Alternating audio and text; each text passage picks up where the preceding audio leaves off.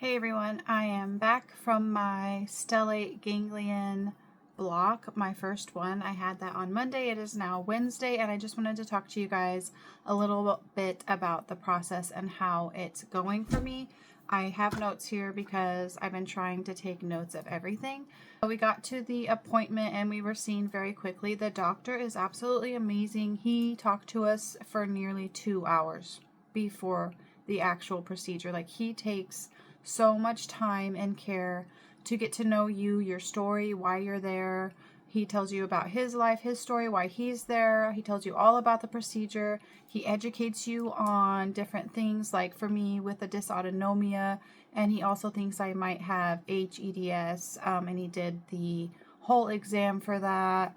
Just slideshows, education, like he almost nerds out over it. He loves it so much, talking about it and just getting to know his patients and making sure we're as aware and advised and knowledgeable as possible on what's going on in our bodies and also on the process of the ganglion block.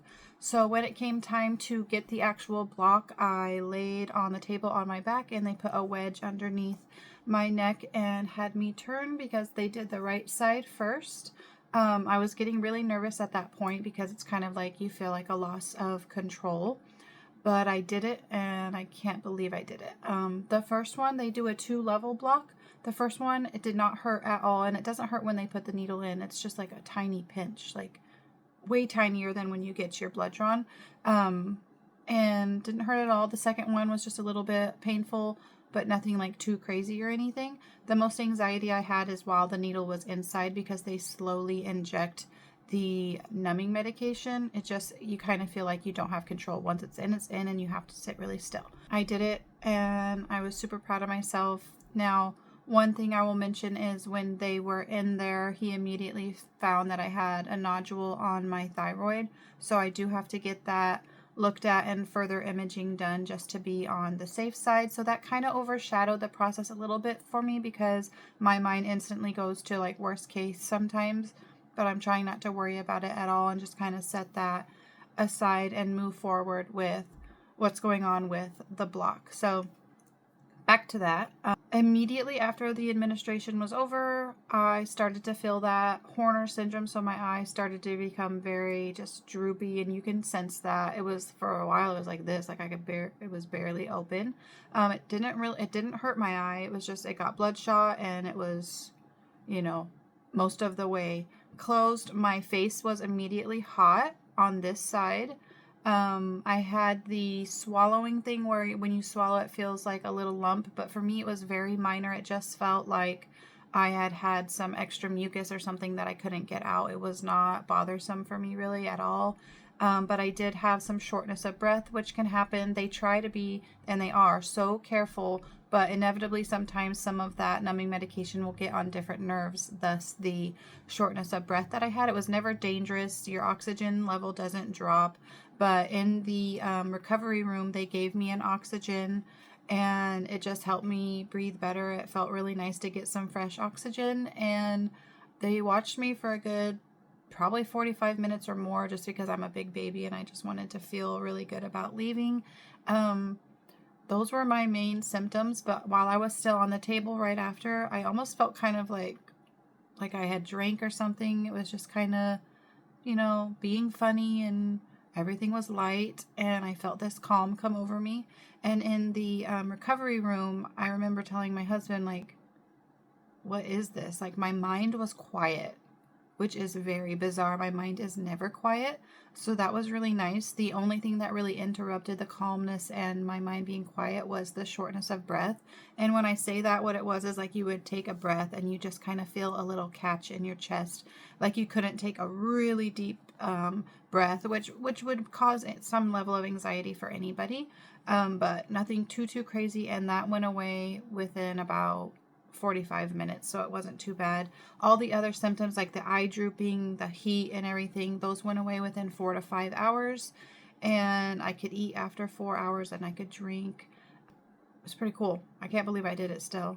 So we went to our Airbnb, and I pretty much right away just took a nap for about an hour, And so that was really nice. And then throughout the night, I was trying not to be too in my head about it all and just kind of let myself be. But it was fine. Nothing too crazy. For a lot of people, they have immediate results. Other people, it takes days or a week or two. In the Airbnb where we were staying, I just relaxed and laid on the bed all day, the rest of the day. And when it came to go to sleep, I was a little bit restless. My mind was racing a little bit, but not. It was just kind of like when your body's restless, only it was my brain. It's kind of hard to explain, but that can be something that happens with some people versus being able to fall asleep really quickly after the procedure. It takes a little while. You're a little restless. But once I did, I slept really well. And then when on the drive home, this is when I first started to notice some more effects. So I was not that anxious on the trip. And I never told my husband that. I didn't even want to say it because it was like, is this really real? Because I hate car rides. I really do. But I wasn't overly anxious on the trip the entire time. It was just riding in a car. I was looking at the scenery, taking it all in. So that was something really nice. And then when I got home, things were pretty good. I just rested the rest of the day. And at night, I was restless again. My mind raced a little bit, but not as bad as the first night. And once I fell asleep, I slept the entire night and I didn't have nightmares, which is huge for me. And usually in the morning, I will wake up and help my kids get ready for school, and then I will fall back asleep, usually because I'm so exhausted and fatigued. And this morning when I woke up, I wasn't hypervigilant for the first time in I don't know how long. Like when I wake up in the mornings, it's almost immediate fight or flight response. What do I need to do to stay busy, to stay safe, to keep my mind occupied? I just wake up with anxiety. And this morning it was quiet. It was like I didn't need to stay hypervigilant. I didn't need to engage in all these like safety measures to make sure that I'm safe. It was just this calmness. And then what I did after that was I purposely fell back asleep like I normally do. And when I tell you, when I do that, 100% of the time when I wake up that second time, I'm waking up from a nightmare. I am extremely hot. I am sick as can be. My heart is racing. I feel just terrible and anxious. I woke up. My cat was on me like always. He's so comforting anyways. I woke up and it was just, I had none of those symptoms. My heart wasn't racing. I wasn't hot. I wasn't anxious. I didn't have a nightmare. It's unbelievable, really. And I shared that with some friends and family, and it was like, I kind of don't want to, like, is this all in my head? Do I even talk about this yet? It's so soon. Like, is this real? But that's really what happened. And I'm still kind of just like, what's happening? Because all day today, I'm just kind of doing things without all that chatter or without like my body being in fight or flight, because it's constantly getting all these signals to freak out, and then it sends it to the brain and the brain sends it back down, and it's just this constant loop where the stellate ganglion block shuts that off. It gives it a break so that it can reset. So I'm leaning on the side that I am right side dominant, which is why they started with the right side, is that 70% of people are right sided dominant. Just like our hands, we have a dominant hand, our brain has a dominant side. They start with the right because the majority of people are right sided dominant, but there is still a chance, obviously, that I could be left side dominant.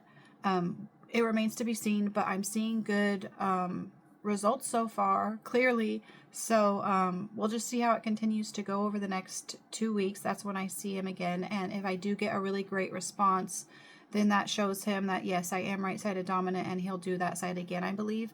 If I don't really have a great response, then he will be doing the left side, and I'm sure to have a response on that side. I'm trying to think if I'm forgetting anything. Let me look at my notes.